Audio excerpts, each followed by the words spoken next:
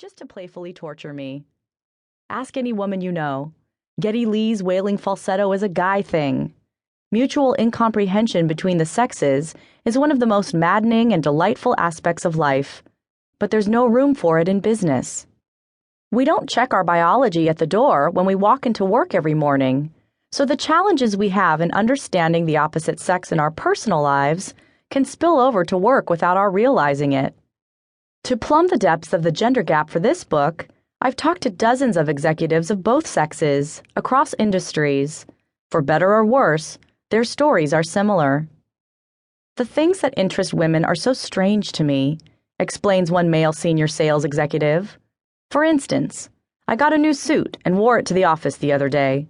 When I got home, the first thing my wife asked me was, "Did anyone comment on your new suit?" It was such a crazy question because of course no one commented. I work with a bunch of guys, and nobody would ever care about my clothes, let alone say anything about them. I'm constantly mystified that my wife and her friends notice everything about everything, what other people wear and how they look, or whether they've gotten a new haircut or lost weight. Every time we go to someone's house, my wife will notice a new piece of furniture or a new picture on the wall. And when she brings it up to me, I usually have no idea what she's talking about because I would never notice or care. It's easy to see how this example of the gender gap could impact a business. Been to a Sears lately? The out-of-date decor, peeling paint, and drab fixtures are just a few of the things keeping female customers away from the once mighty retailer, which stubbornly refuses to update its stores and has seen its stock price and market share diminish as a result. Women may notice things about your products, marketing campaigns, or sales environment that they dislike, and these are the very things that can escape the attention of management entirely or be viewed as too inconsequential to invest in. Is it common sense to take women's responses seriously? You would think so. But when men and women look at the world, they often see different things. If women consumers are important to your business, the path to increased revenues is to listen to them long enough to hear what they have to say. Some men have told me this isn't always easy. When I'm around groups of women, I genuinely find it hard to listen to them for very long, confesses a male CEO, speaking on condition of anonymity. I try, but I'm just not interested in talking about other people or discussing who's having marital issues or hearing about someone's emotional problems. I either leave the room or tune them out, which is something I learned to do when I was about 12 years old, growing up with sisters. My refuge was to head to the garage and build go-karts. Now I keep a pool table downstairs instead. At work, I find it hard to listen to research about women consumers for the same reason.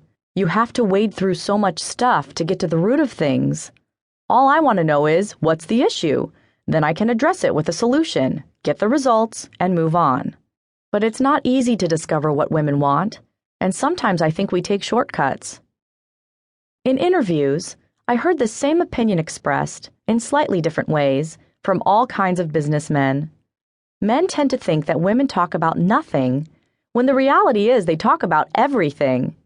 I feel compelled at this juncture to acknowledge that women are often just as uninterested in, or confounded by, some of the topics of men's conversations. Fantasy football, anyone? But since it's women who dominate consumer spending, and women who determine the fortunes of so many companies, then it is women who must be understood. It doesn't require a leap of imagination to think that if some men find it difficult to tune in to the conversations of the women they know and love, they will have the same issue at work when it comes to hearing the drives and emotional aspirations of their female customers.